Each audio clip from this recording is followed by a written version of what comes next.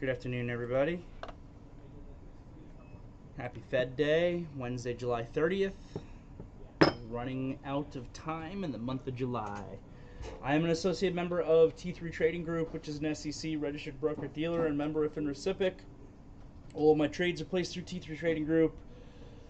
You should carefully consider whether trading is suitable for you in light of your own financial condition. My position disclosure should be the same as yesterday. All right. Boy, oh boy.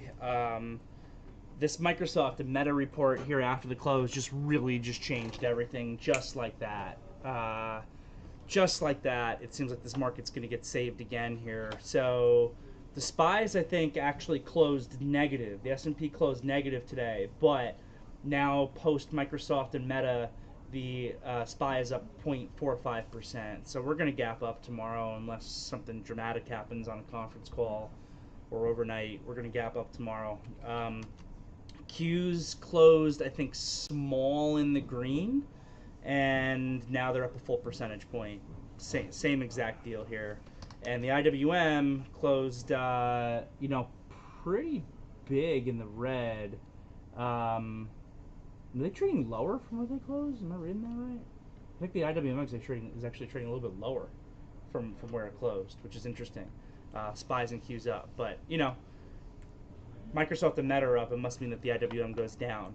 TLT is doing what here? Nothing since it closed. TLT closed red a little bit. The dollar continued its boost higher. I think that's pretty notable. This could begin to weigh on equities at a certain point. IBIT down small. All right. So we had our Fed day today. Jerome Powell has spoken, and he was a little bit more hawkish, I think, than market participants were expecting and were looking for in regards to the forward outlook for a potential September cut. I think that the market was pricing in a decent percentage for a September cut. We saw Trump say right before the Fed today that he thinks that Powell will cut in September. But then Powell's language was pretty much the same as it always was. We're going to be data dependent. And what he said was, currently the employment situation looks great. That's one side of our mandate. But inflation is still running a little bit hot. That's the other side of our mandate. So given that, until the data changes, we need to stay a little bit restrictive. So that's pretty much exactly where we're at. And the market didn't love it. The market was looking for, I think, a little bit more of a dovish Powell today, especially with all the pressing that he's been getting from the executive branch to really indicate that there's going to be a September cut. And, there still very well could be, but he certainly didn't come out and say that we're getting it. And the market didn't like that. And I personally read this as more bearish than bullish. Getting through yesterday's low, I think, was technically bearish as well. If you look at this daily chart, and again, we now have a very, very different picture of this daily candle for today post Microsoft and Meta. But if you look at the daily chart, we had kind of a candle that closed on lows yesterday, maybe a little bit of a warning signal. There's been some other issues in terms of sentiment and valuation and things like that we've been discussing. So, and if anybody was listening when I spoke with JR and Sammy today on our little podcast, Sammy, who is a phenomenal technician, was also kind of saying, hey, if we are able to break through yesterday's low, that could be a signal that we might get some degree of continuation. This is all happening right as we're starting to lose some degree of the systematic bid. This is all happening right as we're going into a period of seasonal weakness. And Powell comes out and he's a little bit more hawkish than expected. And we're trading through yesterday's low. We're getting below the 80 MA on the daily chart. This could have been our first close below the 80 MA on the daily chart since June 20th.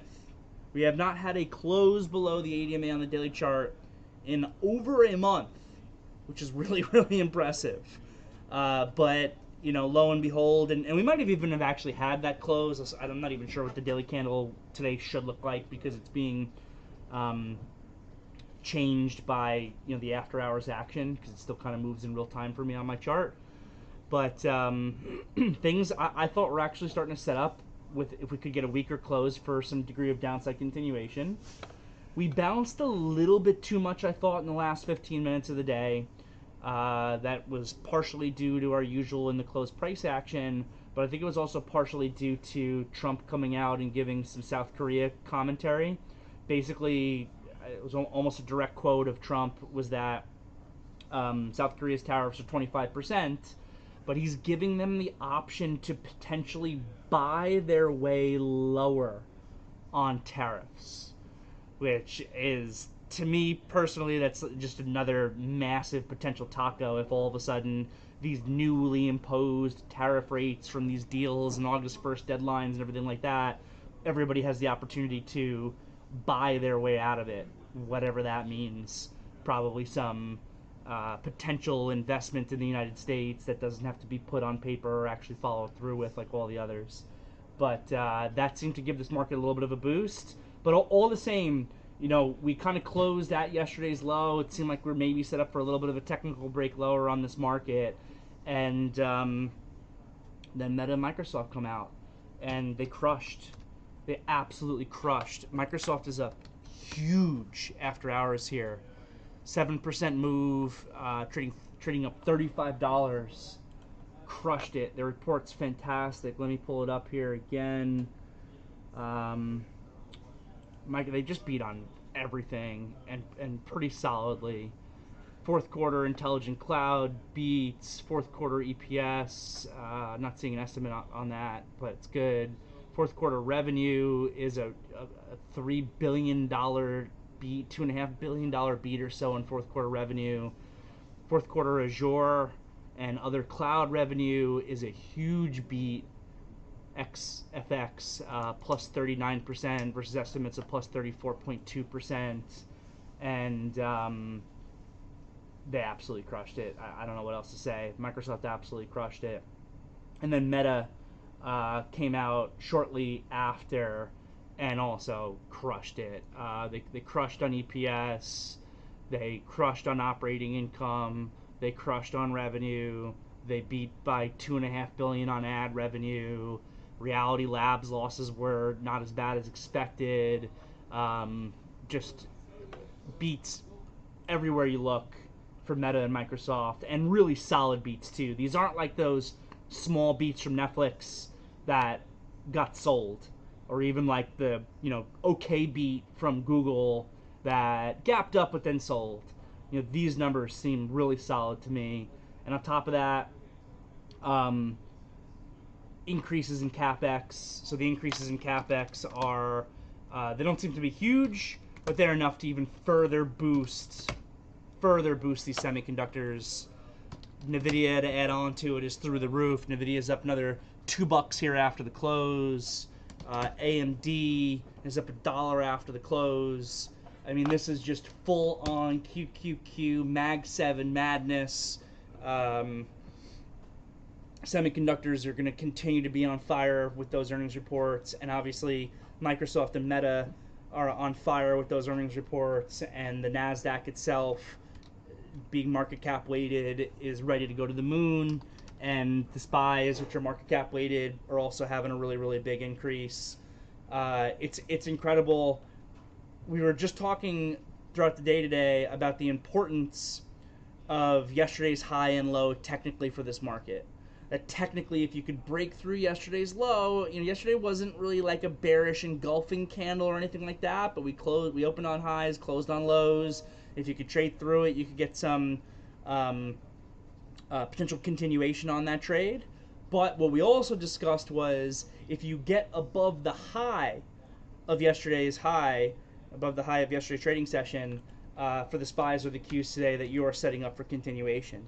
And guess what? We kind of got both all in the same day, right? The Fed was bringing us lower, and then Microsoft and Meta just beat by so bigly that it looks like we are ready to pretty much immediately tomorrow get above yesterday's high, which just indicates continuation for this market off of the back of these phenomenal earnings reports. So, we are in an environment here, and I started to talk about this a little bit yesterday, We're finally getting into a market environment where we can go lower if there are catalysts to bring us lower. For most of like the June, July period, you couldn't even go lower if there are negative catalysts because the underlying systematic bid was just too strong and was going to be coming in nonstop. Now we're finally in a situation where if you could give us the right bad news, we could go lower.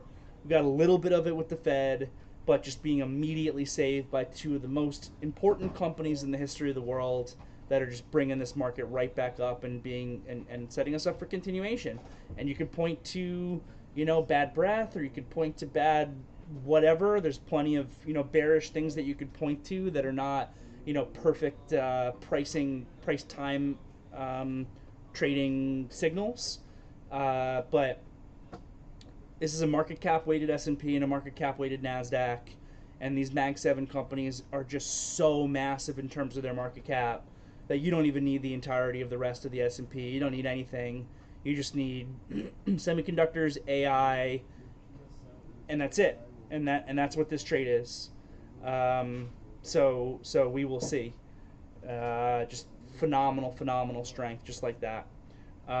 So that's pretty much all I got. I mean, I spent my entire day kind of, managing my positions, and honestly, I spent a lot of my day trying to push downside today, because I thought it was finally there after yesterday, and then we were breaking lower with the Fed, and worked my butt off all day to have a pretty good intraday trading session from the worst point of my P&L to the best point of my P&L.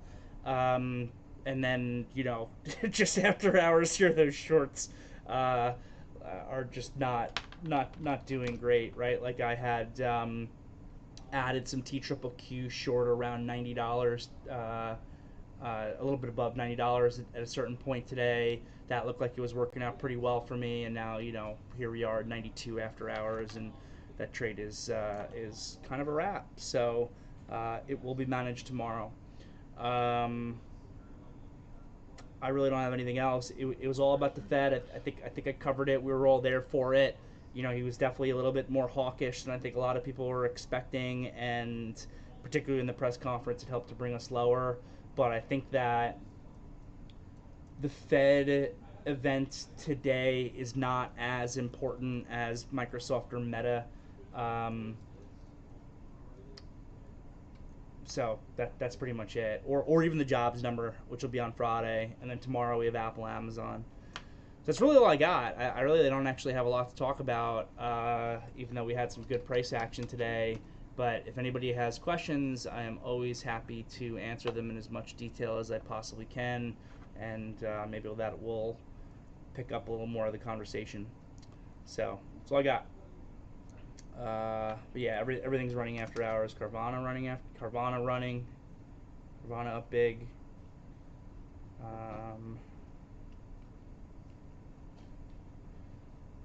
Mark Zuckerberg saying we had a strong quarter both in terms of our business and community. I'm excited to build personal super intelligence for everyone in the world. Personal super intelligence for everyone in the world. XLF getting it down after hours a little bit. Yeah, not really. 20 cents lower on the XLF. Maybe that bounced back already a little bit from an initial downtick. KRE a little bit too, but I wouldn't read anything into that. Amazon loving it also. Yeah, Amazon is loving it also. Well, Amazon gets the read through on the cloud, right? With Azure. I assume Google's probably up also. Yeah, I mean everything is just up. Oh, Google's not joining the party. That's interesting, but Amazon certainly is. We'll see what their report looks like tomorrow. Day after a Fed day is a trend day. Do you think that applies here? So day after a Fed day doesn't necessarily always have to be a trend day, but what we know is that the day after a Fed day has a higher probability than a typical trading session of being a trend day.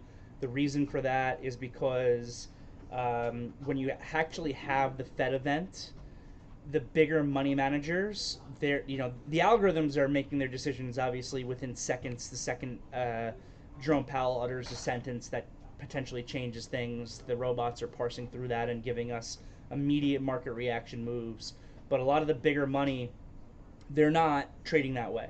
And you only get the Fed event that actually occurs in the afternoon, right? 2 and then 2:30 for the press conference. So the bigger money managers a lot of time they spend the night kind of researching and considering everything, and then they make their bigger trades the following day. So that's why the day after a Fed day can a lot of times be a trend day, because that's actually the day when the bigger money is really moving around based on what happened with the Fed. I do think that that still potentially applies for tomorrow, but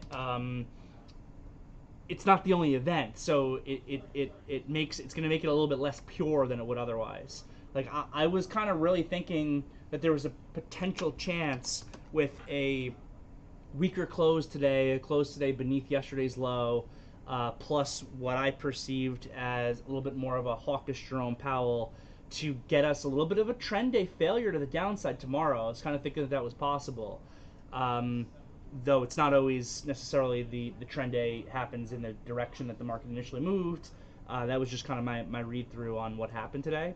But, you know, Meta and Microsoft offset that. So it's going to be really interesting to see. I think it's going to, these earnings reports are so good that, you know, maybe we get the market a little heavy again tomorrow just because of the Jerome Powell situation. But that could so easily be more than offset by Meta and Microsoft, and then the read through on Nvidia and AMD and Amazon. Because when you think about that, you know, it's not even like it's just Meta and Microsoft that are being positively impacted by their earnings reports. It is also a couple of the other largest market cap companies that are in the world. And it just makes it very, very, very difficult, I think, to get a real downside move here, even if there is a perception from other money managers that they want to sell the Fed event today. So I don't know. It's going to be a little bit tricky because it's going to make the tape not as pure as it would be otherwise, and you know they counteract each other maybe a little bit, but we'll see. We'll see what happens tomorrow. Appreciate the question, Bill. I think two companies that are trillions of valuation are up 10%. Throw at anything else that has happened in the past. Yeah, 100%. Oh yeah, and Qualcomm and ARM are crushed. That's worth noting, but they're not as important as Microsoft or Meta. Qualcomm getting hit down, and ARM is like a semiconductor-related company. So, you know, if we didn't have Microsoft and Meta reporting today, ARM being down $13 after hours maybe could even potentially push down some of these other semiconductor names. But it just this is being more than offset. Those reports that we just went over for Microsoft and Meta, I personally feel are phenomenal.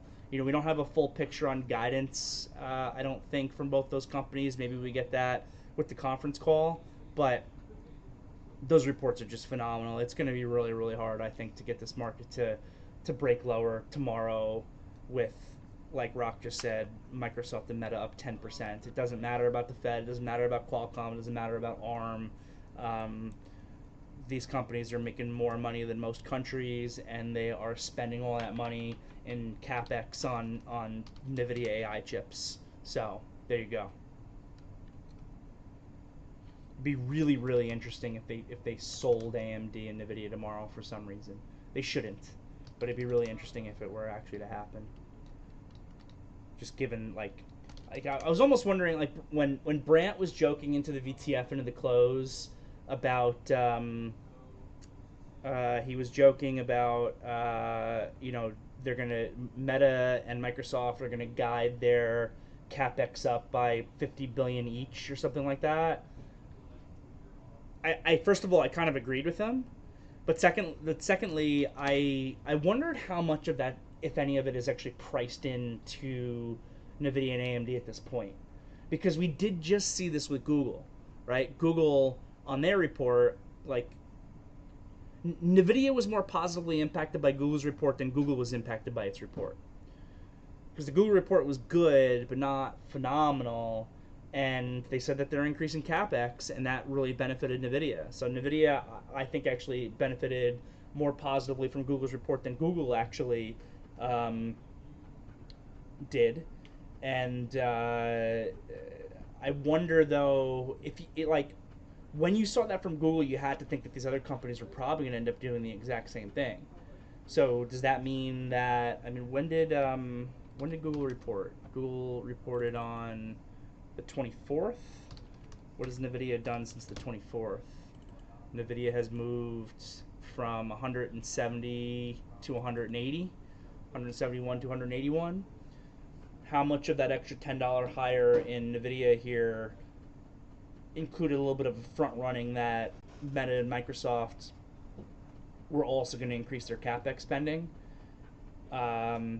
Good chance I'm overreading this, but it would not be completely out of the question for them to sell this down a little bit in Nvidia tomorrow, if it was already priced in based off of the Google report that they're expecting these other companies are going to do the exact same thing after Google announced that.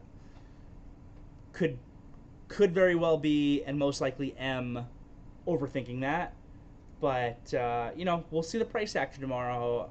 I would not expect, as I'm talking right now, for them to sell Nvidia and AMD down after Microsoft and Meta. I really would not expect that. All I'm going to say is, if it were to happen, it would be very, very interesting, because we have noticed at the index level for this market, on macro headlines that are bullish, we haven't been moving up as well as we had been, which I love that as a signal sometimes for the other side.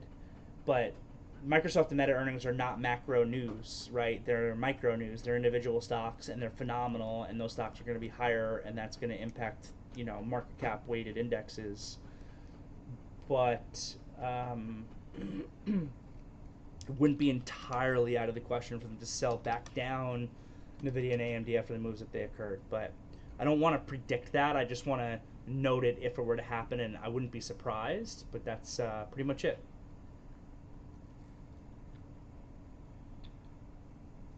What else? Paul on circle for a short tomorrow. Maybe back into 200, which has been acting as a little bit of resistance. You could look at that as a short. It's really just kind of one day back up. It's very, very range bound, and it's still pretty far away from its lockup expiration. I like this circle more when it as a short when it gets closer to its lockup expiration, which is probably another 2 or 3 months away.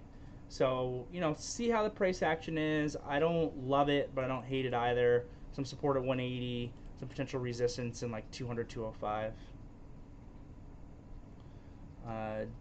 Dave S.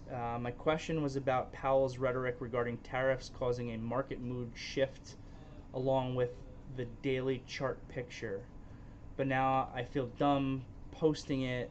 I must have missed the question. New all-time high, party still on, everyone woohoo.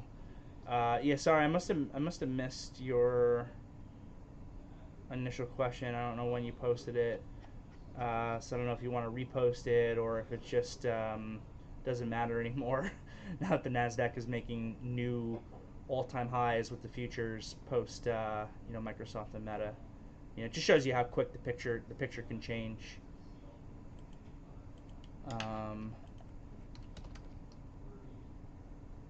Why? I thought VAL was reporting after hours tomorrow. Hold on, give me a second here. I thought, sorry, tomorrow morning. VAL. I had written down that VAL was supposed to report tomorrow morning. I wish I had seen that earlier so I could have taken some off into that up move. Really, 55 has been my target on that. I would have gotten out into that if I could have in front of this report, to not take the risk in front of the report, but I missed it. Sorry, just give me one. Ugh, yeah, there's other offers piling in. That's not me on Edgix at 53. Somebody else is like, yeah, I'd like to do it too.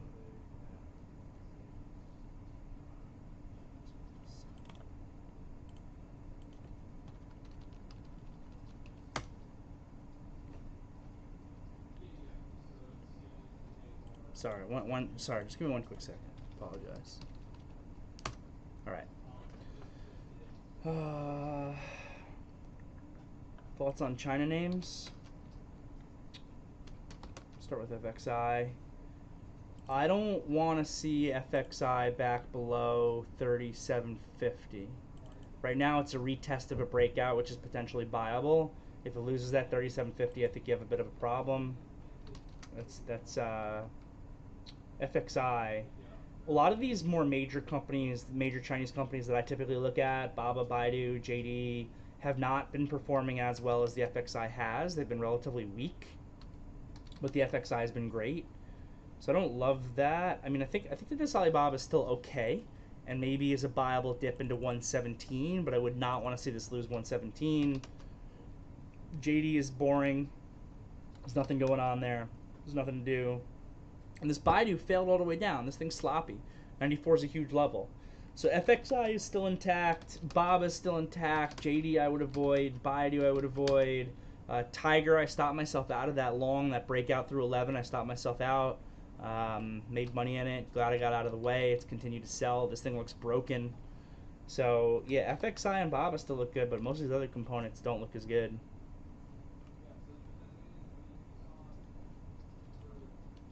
They're going to have to start talking about breaking these companies up.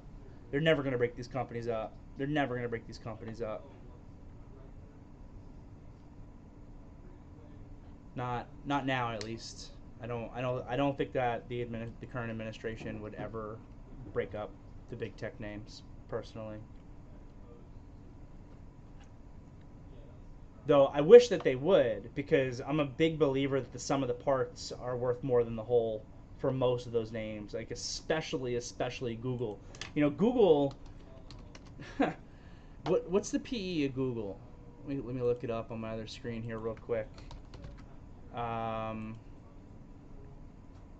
Yeah. So here's a wild thing, right? Google, forward PE of like 18.5 on Google. Tesla, because of their robo-taxi business or whatever, is trading at 126 forward PE. But Google has the leader in robo-taxis, right? So I could promise you that if Waymo was trading as a standalone company, it would probably be trading at 100 PE, 100 forward PE or something like that, with all the growth and everything that they're actually doing that they're doing. YouTube as a standalone business would probably garner a higher valuation than Google. Almost definitely would. So I would love to see some of these names broken up. I'd love to see this all as individual stocks that we'd be able to trade. It would breed more trading opportunity for us personally, and I think that again the sum of the parts is worth more than the whole. Like when you think about Google's business and the PE trading at an 18 or 19, the main reason for that I think everybody knows is because of the fear of the ad business slow down, even though we have not seen that in their actual numbers at all.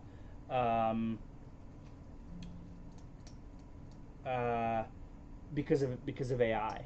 But if they had their AI business as a separate company, that would also be trading at a much higher multiple. So you basically have the entirety of Google trading at the valuation of their cheapest multiple business right now, which is their search ad business, because of concerns that AI is going to phase it out, and the market completely ignoring everything else.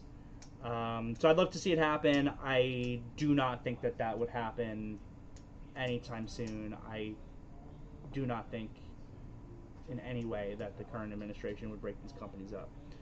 But that's my thought process. What did I miss here? China names we looked at. Oh yeah, we're talking about the breakup, or lack thereof.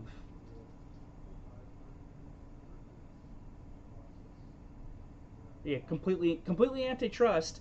You know, the argument, the counter argument that's been made on these names that are, basically monopolies and just have, they just have so much cash that you almost can't compete with them on anything, because if you start the next hot thing, they're just either going to buy you directly, or if they're not going to buy you directly because it would raise antitrust concerns on the buyout, they're just going to spend unlimited amounts of money on their own because they have it to just build a competitor to you, a competitor to your business, and then they're going to be involved in their business and be able to spend more money than you can.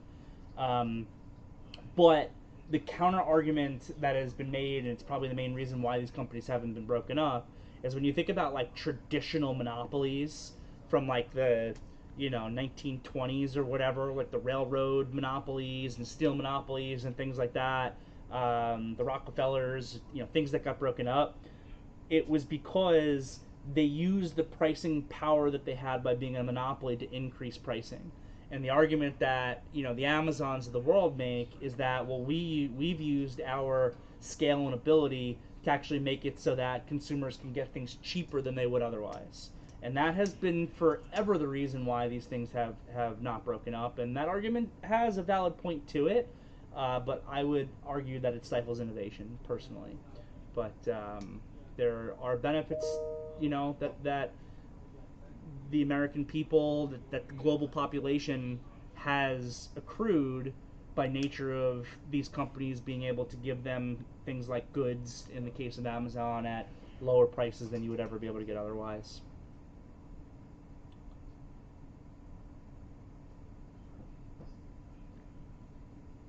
Yeah, I mean, I'm pretty sure that there have been, and it's not my area of expertise, but I'm pretty sure that there have been, over the course of the last 10 years or whatever, a few instances of the people that are in power. I'm blanking on the federal letters of whichever. Yeah, yes, the FTC. There have been a few instances of the FTC trying to step in and break up or cause them to sell off parts of their business, things like that. And primarily, they've always fallen on their face. And part of it also goes back to these companies having unlimited money, which means unlimited lobbyists and unlimited, like. The fact of the matter is, Mag 7 has more resources in terms of lawyers and things like that than the U.S. government does, which is kind of pathetic and sad, but it's pretty much the truth.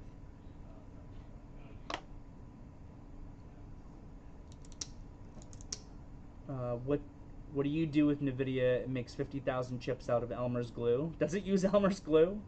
I had no idea. What do I think of regionals? Yeah, so the banks are probably moving based on the expectation. I think from today's Fed meeting is higher for longer, so maybe that's impacting these banks a little bit. But this KRE is actually starting to break this bullfight to the downside, which I think is very, very interesting.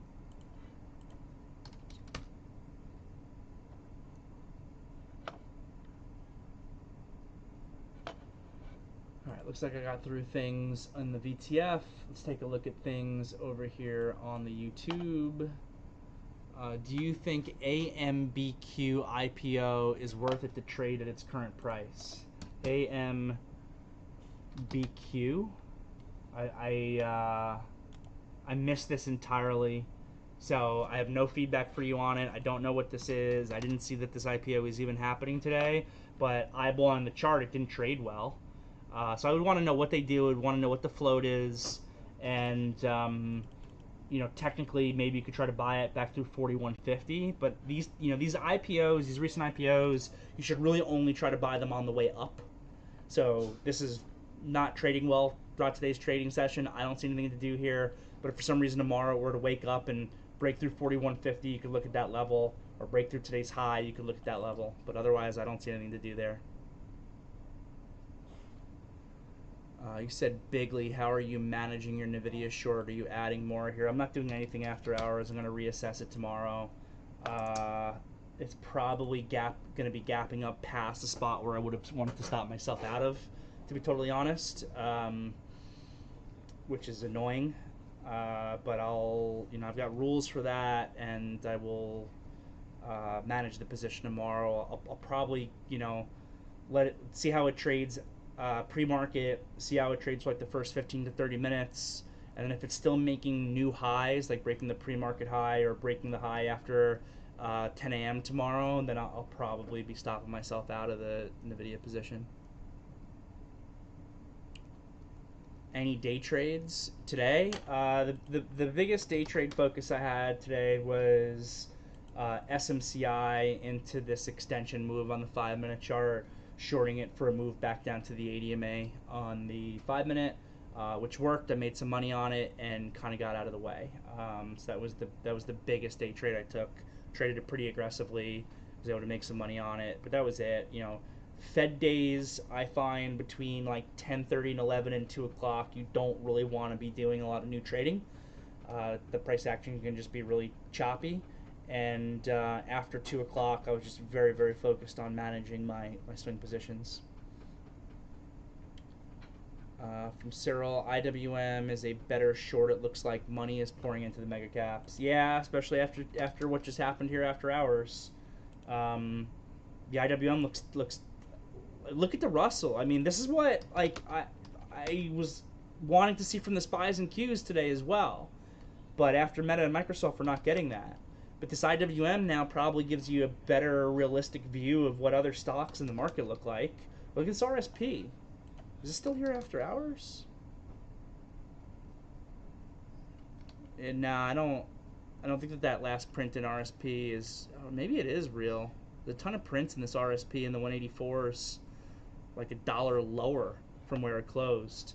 But RSP looks like it's failing. IWM looks like it's failing.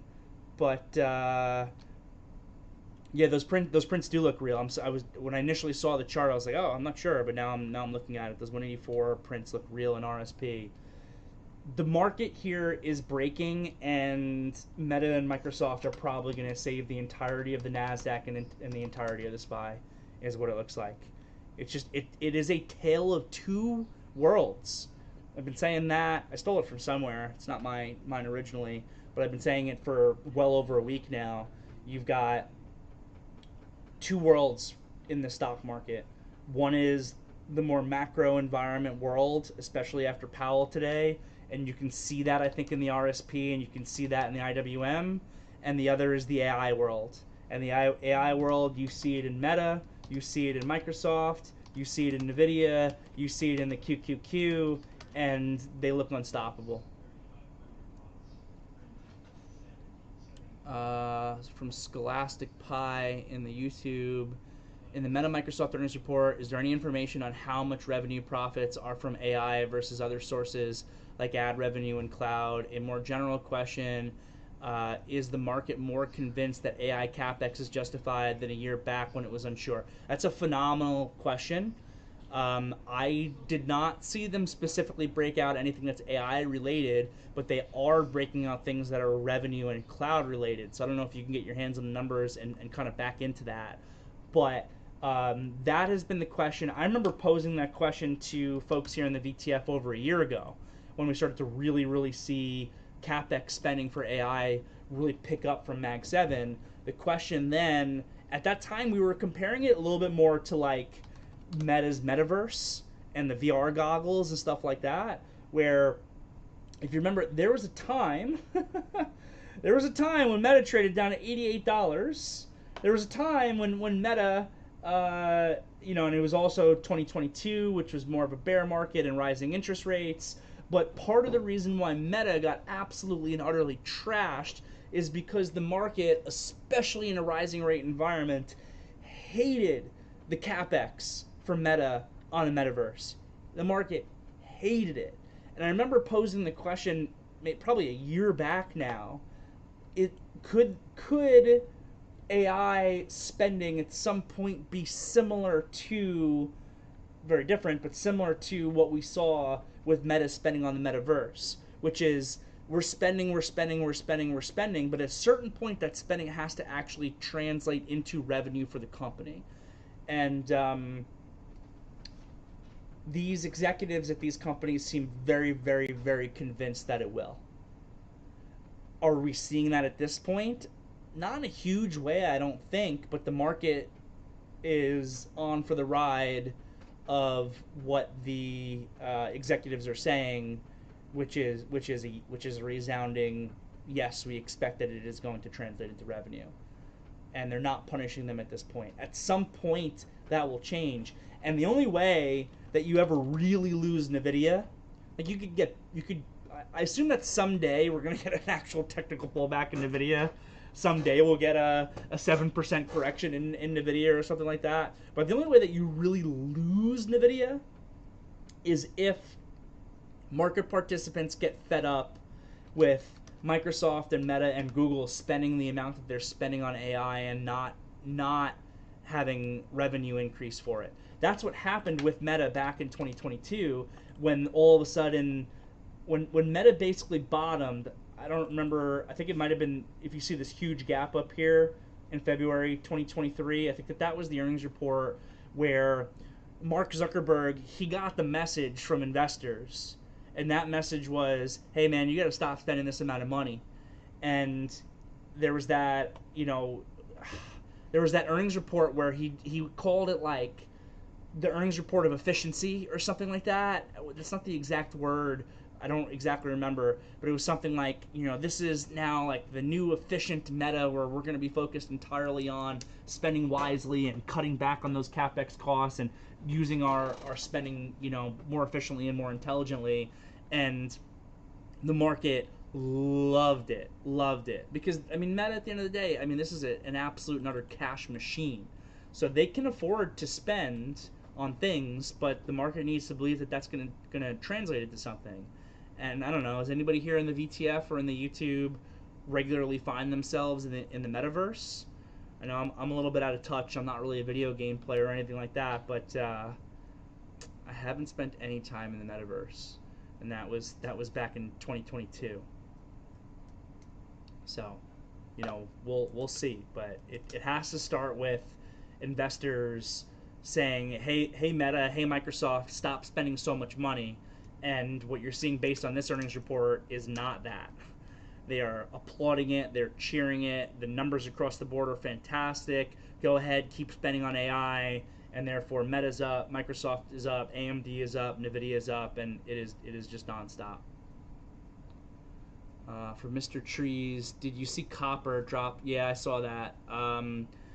I'm not a commodity trader, so I looked at it insofar as the effect on FCX. It was entirely related to Trump's commentary on copper tariffs that brought the price down, but I don't have a read through on that for you, to be honest. So I saw it, but I don't have anything for you on that.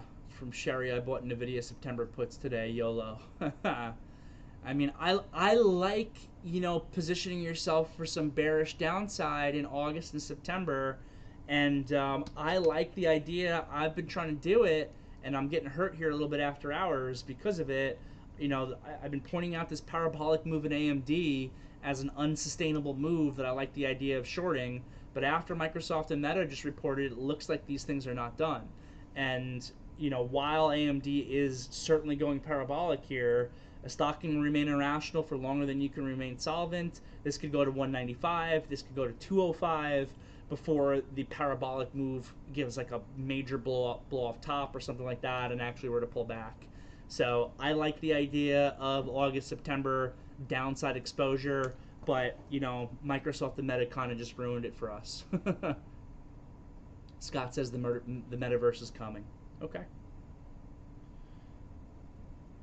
Back over into the VTF. Apple and Amazon we have tomorrow.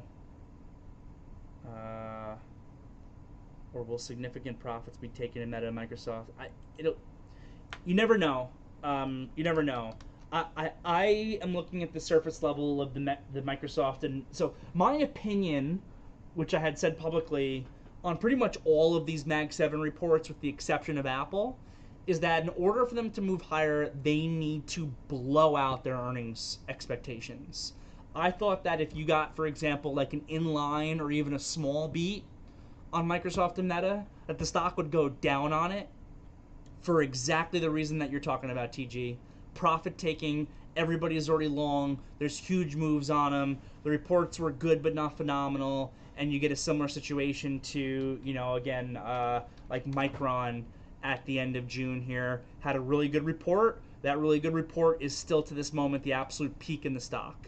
But the fact of the matter is, looking at Microsoft and Meta here, and we haven't had the conference call yet, these are not inline reports. These are not good reports. Those reports to me look absolutely phenomenal on the surface level of it. So maybe we see a little bit of profit taking on them. We had seen that Goldman Sachs report like a couple weeks ago that I think had Microsoft at like a 9.5 or something like that on the positioning scale, like pretty fully loaded. Meta was maybe an 8. I don't exactly remember, but pretty fully loaded. And that definitely would mean that with an inline report or a small beat, you could see profit taking. Maybe we still see some degree of profit taking tomorrow, and especially if the market's a little bit weaker otherwise. But otherwise, these these stocks are just like never ending. But yeah, I mean, we'll see. You know, day after a Fed day is oftentimes a trend day. I really felt at the close today that we could see a real trend day down tomorrow, that it was not out of the equation. And, you know, again, Mark Zuckerberg, Satya Nadella, saving the world. And KRE continuing to get hit as well. That RSP we were just looking at, you know, all this stuff is trading really, really weak. But my P&L and my shorts got much worse since the close. What's the actual SPY still up, right? Yeah. SPY's up, but off of its high now, a little bit.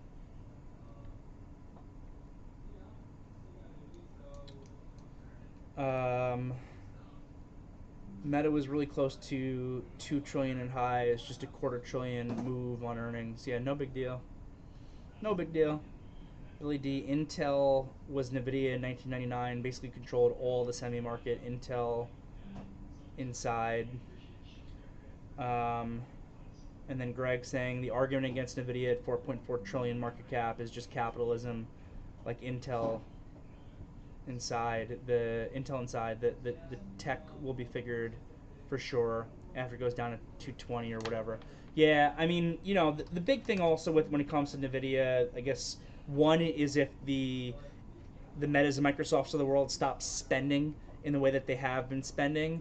The other is if you can really increase competition properly, which so far these other companies haven't been able to do that. We just saw this morning that Microsoft, which has been trying to make chips internally and utilizing Marvell for that, is really like lagging, and whatever their timeline was is significantly past that.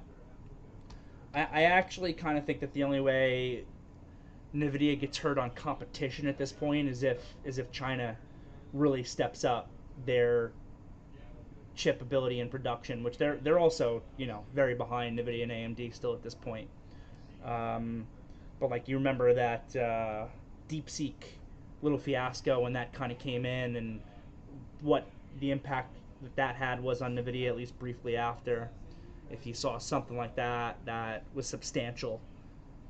Yeah, so exactly what Charles said. If you saw something like that that's substantial, that could really hurt NVIDIA, or otherwise you just need Google and Microsoft to stop spending the way they are. But I don't see why they would stop spending when the market is just rewarding them for it, and it's all at all-time highs. Why are they going to slow down their spending? They're not going to. Rune. So the only thing that will cause this to be done is when investors get annoyed that there is no actual revenue from all of the spend. But aren't they generating revenue off of this? Currently, these companies are generating revenue off of their AI, but not anywhere remotely close to what they're spending. And tomorrow we'll have Apple and Amazon. Apple was the one that I was most afraid of for its earnings report, but we'll see. I take that. I kind of feel like I'm already wrong on that after seeing Meta and Microsoft. I don't like Apple. I think has risk to the upside because it's under owned compared to the others, but I don't see Apple doing what Microsoft just did tomorrow either.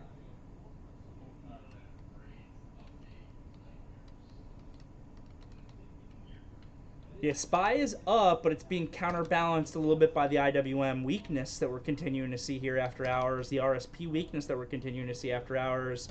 But the Qs, the market cap weight, it's just these names are just being boosted. Yeah, by the time someone catches up, they'll miss the cycle.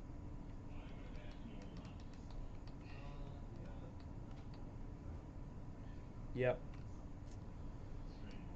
All right.